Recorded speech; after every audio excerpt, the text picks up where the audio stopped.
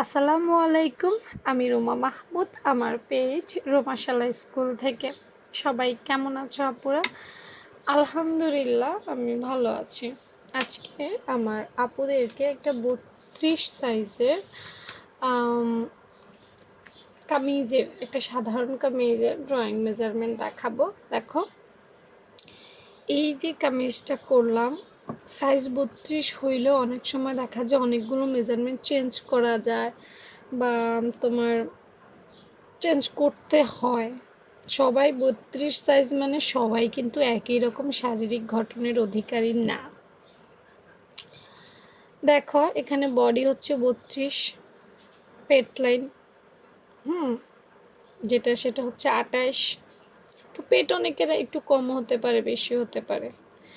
ফাড়া, আচ্ছা দেখো, আমি তো আসলে আমার মতো করে বোঝাই, যার কারণে দেখা যায় এখানে কোমরের মাপ বা হিপের মাপ হওয়ার কথা ছিল। হ্যাঁ, এখানে প্যাট মানে শেস্তের মাপ, যে যার মতো করে বোঝে। ওই যে বললাম আমি আমার মতো করে বোঝাই।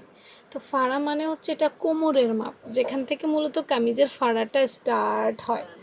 আমি মূলত ওইটাই লিখতে গিয়ে যাতে সহজে বোঝে সেজন্য এখানে ফাড়া লিখেছি, ওই যে কামিজের সাইড ফাড়া যেটা আর কি। তো এটা হচ্ছে কোমরের মাপ।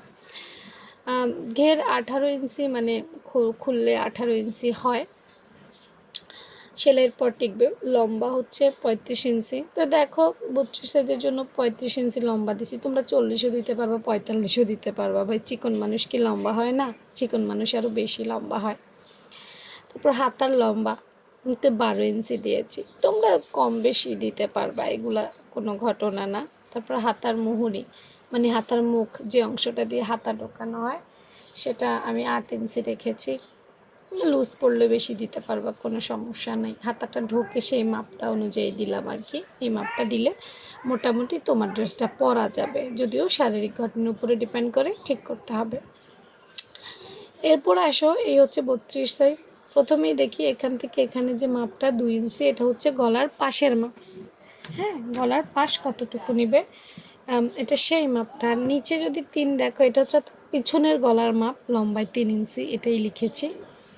আর এই 4 ইঞ্চি হচ্ছে সামনের গলার মাপ, 4 ইঞ্চি দিয়েছে। এই 5 ইঞ্চি হচ্ছে কাঁধ লাইন। 32 সাইজের জন্য কাঁধ লাইন আমি 5 ইঞ্চি নিয়েছি।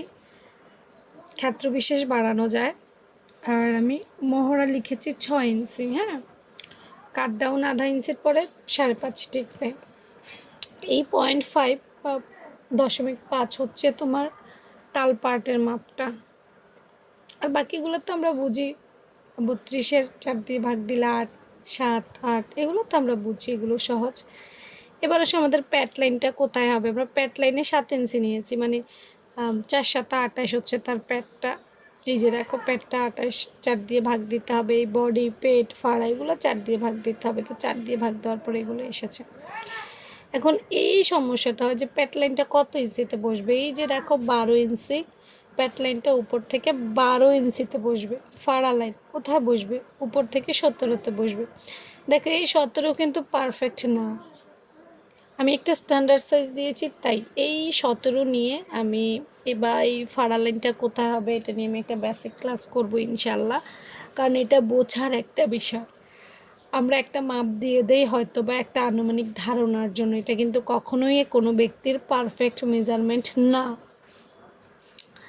তারপর আসো, এখানে 35 ইঞ্চি লং, এখান থেকে এখানে ওই যে 9 লিখেছি, সরি, ঘের দেখো 18 ইঞ্চি লিখেছি। তো এই 8 9 9 18, এটা তো বন্ধ, খুললে আমাদের 18 ইঞ্চি হবে। আর সেলাইয়ের জন্য এক্সট্রা নিতে হবে।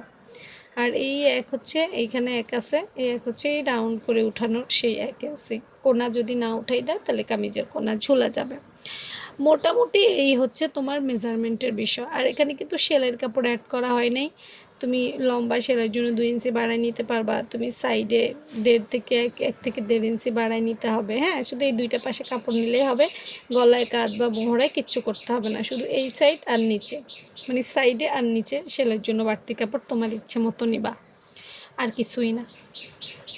তো আসলে বলবো যে আমার লাইভ ক্লাসগুলোতে বেশি অ্যাটেন্ড করার চেষ্টা করবে, সেখানে বেসিক বোঝানো হয় খুব ভালো করে। আজকে আমি সাইড ফাড়ার বেসিক নিয়ে বিকেল 3টায়, বিকেল 5টায় হাজির হব। দেখার আমন্ত্রণ রইল সবার। ভালো থেকো, আল্লাহ হাফেজ।